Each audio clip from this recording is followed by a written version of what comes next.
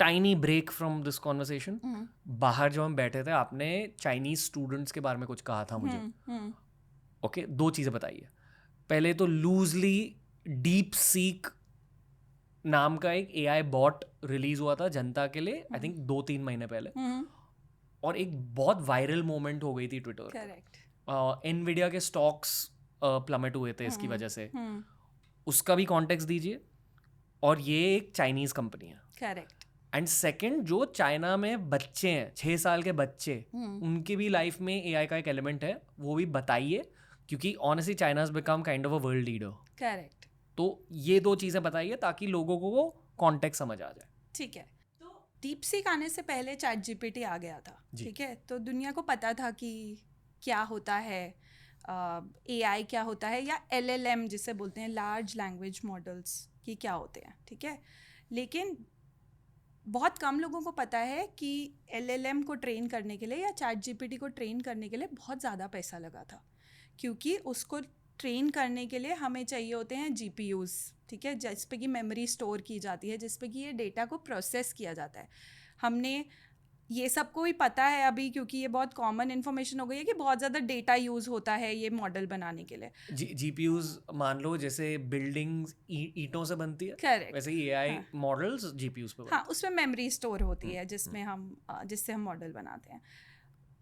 1/10 capability में, 1/10 price में, 1/10 GPU space में डीप सीक ने अपने आप को उतना ही एक्यूरेट बना दिया था जितना कि ChatGPT था. मतलब लूजली स्पीकिंग, जैसे हम इसरो को नासा से कंपेयर करते हैं. हाँ. कि यार इसरो ने कम पैसों में इतना कुछ कर दिया. हाँ. उसी तरह चाइनीज AI कंपनी ने कम पैसों में फाड़ दिया. करेक्ट. इसको बोलते हैं फ्रूगल इनोवेशन. वैसे अगर आप टेक्निकल टर्म्स में जाओ तो फ्रूगल इनोवेशन. फ्रूगल मतलब मैंने ज़्यादा पैसा खर्च नहीं किया बट मैंने कुछ अच्छा अचीव कर लिया. तो चाइना ने और डीप सीक के साथ वो किया. अब डीप सीक के अपने चैलेंजेस भी हैं. चाइना है तो डेटा प्रिवेसी के लोगों को कंसर्न्स रहते हैं, वो वाले एलिमेंट्स इसमें हैं. मगर एफिशिएंसी वाइज जब कोई ChatGPT यूज़ करता है, अब आप और मैं कैसे ChatGPT यूज़ करते हैं, बहुत ज़्यादा नॉर्मली हमने फ्री वर्जन यूज़ किया. पर जब ऑर्गेनाइजेशंस यूज़ करती हैं या आपको किसी क्रिएटिव टास्क के लिए यूज़ करना है तो आपको पेड वर्जन यूज़ करना पड़ता है उसका. ChatGPT का पेड वर्जन, क्योंकि उसको बनाने में ज़्यादा पैसे लगे हैं, वो महंगा था. डीप सीक का पेड वर्जन बहुत सस्ता था. तो इसलिए ये सारा का सारा जो आपने बोला कि इकोनॉमिक इम्पैक्ट जो आया, वो इसलिए आया क्योंकि अब सेम प्रोडक्ट बड़े सस्ते में मिल रहा है ना लोगों को, और एक्यूरेसी और प्रिसिजन तो उतना सेम ही दे रहा है. तो जिसको बहुत ज़्यादा डेटा प्रिवेसी वाले इश्यूज नहीं थे उन्होंने मूव कर लिया. तो इसलिए ये सारा का सारा इकोनॉमिक इम्पैक्ट हम लोग को देखने को मिला. अभी चाइनीज़ बच्चों के बारे में बताइए. हाँ, तो चाइना का बहुत इंटरेस्टिंग है. ठीक है. चाइना ने ना सबसे पहले ये AI फॉर एवरीबडी वाला कॉन्सेप्ट लाया था. 2017 में ही उन्होंने बोल दिया था कि 2030 तक हमको तो वर्ल्ड लीडर बनना है. और चाइना किसी भी डोमेन में जब चूज़ करता है ना कुछ करना, तो वो बहुत सेंट्रल होता है. उनकी गवर्नमेंट लीड करती है वो सारे इनिशिएटिव्स. It's very centralised. तो गवर्नमेंट ने पॉलिसी चेंज कर दी. अब गवर्नमेंट ने बोला है कि सब स्कूल्स के अंदर आपको AI इंट्रोड्यूस करना ही है, जिसको वो बोल रहे हैं AI लिटरेसी, कि बच्चे को पता रहना चाहिए कि AI में क्या क्या होता है. वो नहीं कह रहे कि आप 6 साल के बच्चे को इंजीनियर बना दो, पर वो ये कह रहे हैं कि 6 साल के बच्चे को पता रहना चाहिए कि AI क्या होता है, AI क्या कर सकता है, कैसे कर सकता है. और जब कोई बच्चा यूज़ कर रहा है ना, तो उसे पता है कि स्नैपचैट का जो फ़िल्टर है ये AI फ़िल्टर है, या इंस्टाग्राम पे जो मेरे को रिकमेंडेशन आया ये AI रिकमेंडेशन है. That is just what they are expecting younger age पे, पर ग्रेजुअली बिल्डअप करके कि यही बच्चे इवेंचुअली 2030 तक उनको सबसे बड़ा मार्केट बनना है, तो यही बच्चे तब तक ग्रेजुएट होकर बनेंगे ना. वाह, 2030 दे से 2030 का उन्होंने टारगेट सेट किया है अपनी कंट्री के लिए. चाइना ने. वाह. Okay, coming back to our process, notebook time. Do you want to expand on those 4 categories, या ये दूसरे एपिसोड में करना चाहिए? So first things, AI literacy तो बेस है चारों कैटेगरीज के लिए AI लिटरेसी करना. एंड AI लिटरेसी के भी ये डिफरेंट लेवल्स हैं, एज वी आर डिस्कसिंग, कि पहले फाउंडेशनल मॉडल्स कैसे वर्क करते हैं उनको यूज़ करना. सेकंड हमारा ये वाला आ जाता है कि स्पेसिफिक टूल्स को कैसे यूज़ करने हैं. उसके ऊपर अगर आप बिल्ड करेंगे, अब ये 2 अगर आपको आते हैं तो आपके जो लो एफर्ट वाले टास्क हैं ना, अगर आप उस 2 में लाए करते हो तो आप वैसे भी काफ़ी सब चीज़ कर पाओगे. फर्स्ट वो इंसान जिसको कि बस पता है कि इसका रिव्यू कैसे करना है, ये समझना कि भैया ये गलत भी हो सकता है कभी कभी, तो कब गलत हो सकता है वो। और सेकंड, लेट्स से आपने एग्जीक्यूटिव असिस्टेंट का एग्जांपल दिया था या मैंने कस्टमर कॉल सेंटर का एग्जांपल दिया था, वहाँ पे ये फिगर आउट करना कि मेरे लिए कौन सा इंपॉर्टेंट है टूल, क्या मैं वो वाले टूल सीख लूँ तो मेरा काम बेटर हो जाएगा, ईजियर हो जाएगा, वो वाली चीज़ हम कर सकते हैं। बिकॉज ये वैसे वाले सिस्टम्स हैं जहाँ पे AI असिस्टेड है लेकिन ह्यूमन सुपरविजन रिक्वायर्ड है, ठीक है। अब उसके बाद की जो कैटेगराइजेशंस आती है ना, वो थोड़ी इन डेप्थ कैटेगराइजेशन है। जैसे कि हमने एक के बारे में बात करी थी विच इज़ प्रॉम्प्ट इंजीनियरिंग। तो मेरे जो ऐसा टास्क था जिसमें हम बात कर रहे थे कंटेंट क्रिएटर्स की, जिसमें हम बात कर रहे थे एंटरप्रेन्योर्स की, जिसमें हम बात कर रहे थे, तो वहाँ पर क्या है कि प्रॉम्प्ट इंजीनियरिंग ठीक से करना is the third level which is very very important, कि मैं इनफ कॉन्टेक्स्ट दे रही हूँ कि मेरे को प्रॉब्लम सॉल्व करना है। At the end of the day entrepreneurship is 90% about problem solving and 10% about the product and service you are selling, right. So वो वाला मैं प्रॉब्लम सॉल्व करने के लिए क्या इनफ कॉन्टेक्स्ट दे पा रही हूँ, मैं सेटअप कर पा रही हूँ या नहीं कर पा रही हूँ, मैं उसे मैंने कैसा सिस्टम को, मेरी टोन कैसी सेट कर दी है सिस्टम की। जैसे आप कह रहे थे, मैं हर बार जब न्यूज़ स्टार्ट करता हूँ तो मैं उसे इनफ बता देता हूँ अपने बारे में, तो वो एक प्रॉम्प्ट इंजीनियरिंग वाली साइड हो जाती है। तो वो जो एक थर्ड कैटेगरी मेरे लिए आ जाती है, उसको प्रॉम्प्ट इंजीनियरिंग अच्छे से सीखना है in addition to the first to.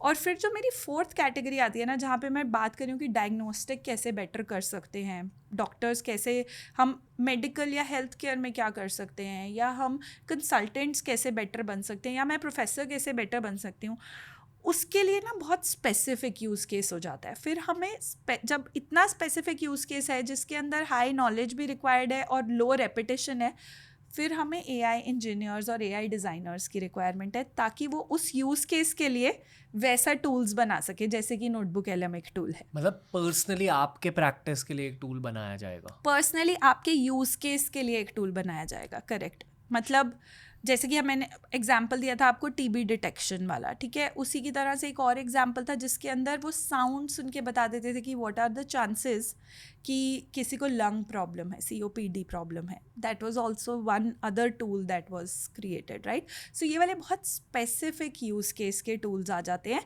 जिसको कि डिज़ाइन करने के लिए सिर्फ एक प्रॉम्प्ट इंजीनियर की रिक्वायरमेंट नहीं होती, क्योंकि प्रॉम्प्ट इंजीनियर सिर्फ प्रॉम्प्ट दे रहा है, ठीक है। तो मुझे AI आर्किटेक्ट की ज़रूरत है, जो ये भी बताएगा ये डेटा इंपॉर्टेंट है, जो ये भी बताएगा यहाँ से ये डेटा बोरो करो, जो ये भी बताएगा कि जब तुम लर्न कर रहे हो तो हो सकता है नया डेटा तुम्हारे लिए ज़्यादा इंपॉर्टेंट है। तो ये जो फ्लो चार्ट आप समझा रहे हो, इस पॉइंट तक जो भी बातें हुई है इस एपिसोड में, वो सारी आपके हाथों में, the users can handle it themselves. यहाँ पहुँचने के बाद ये पता चला है कि sometimes you need an AI architect, AI engineer in your office. आप बन सकते हो वो। तो आई विल से 2 थिंग्स। अगर आप एक एंटरप्रेन्योर हो तो हाँ, आपको एक AI engineer, AI architect, AI designer या एथिक्स कंट्रोलर ये हायर करने की ज़रूरत पड़ सकती है। अब तो प्रॉम्प्ट इंजीनियरिंग की भी जॉब्स है। तो प्रॉम्प्ट इंजीनियरिंग एक तो हम बोल रहे हैं कि मैं एज अ यूज़र कितना अच्छा प्रॉम्प्ट दे सकता हूँ, but also organisations are trying to figure out कि क्या मैं प्रॉम्प्ट इंजीनियर्स को हायर करके बेटर प्रॉम्प्ट्स क्रिएट करा सकती हूँ।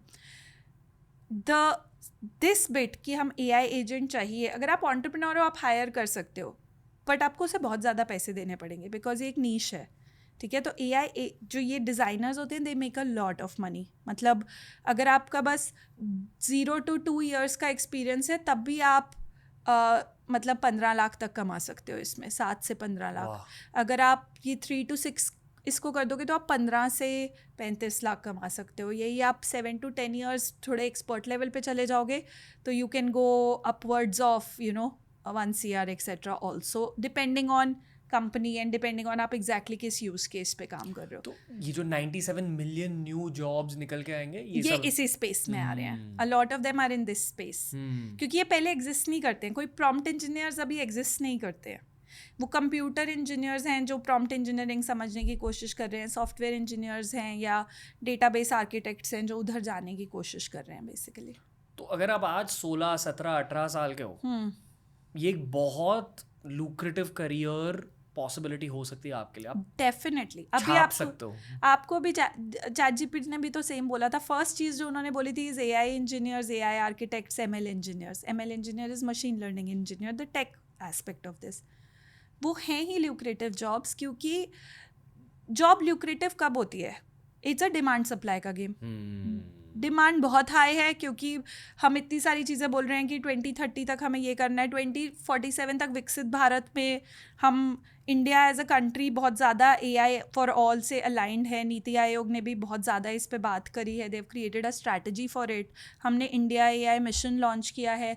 हमने 10,000 करोड़ सेट असाइड करे हैं as a government for AI synergies, public infrastructure, digital public infrastructure. We have put in money जिस पे गवर्नमेंट आपको क्लासेस दे रही है कि आप प्लीज़ आ जाओ इंडिया AI पे, फ्री में कंटेंट पढ़ो भैया, सीखो यहाँ से.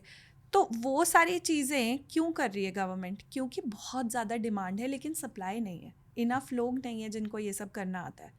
तो this is definitely the most lucrative career that you can build. If you are very young right now, you should really, if you want a career जो कि अगले 10 साल तक बस बढ़ेगा ही बढ़ेगा, I think this is your place to be. And as an entrepreneur ऐसे लोग मिलते कहाँ हैं? लिंक्डइन. सो लिंक्डइन में भी, जैसे कि लिंक्डइन का भी एक रिसेंटली सर्वे हुआ था जिसमें उन्होंने बोला था कि भैया 80% बढ़ गई है, 79 टू बी प्रिसाइज % बढ़ गई है जॉब सर्चेस, जहाँ पे लोग सर्च कर रहे हैं कि भैया हमें ये स्किल सेट चाहिए, लेकिन लोग नहीं है enough. Right, so you get them through LinkedIn, but also through some great colleges now have started doing courses around it. So maybe graduates from there, right?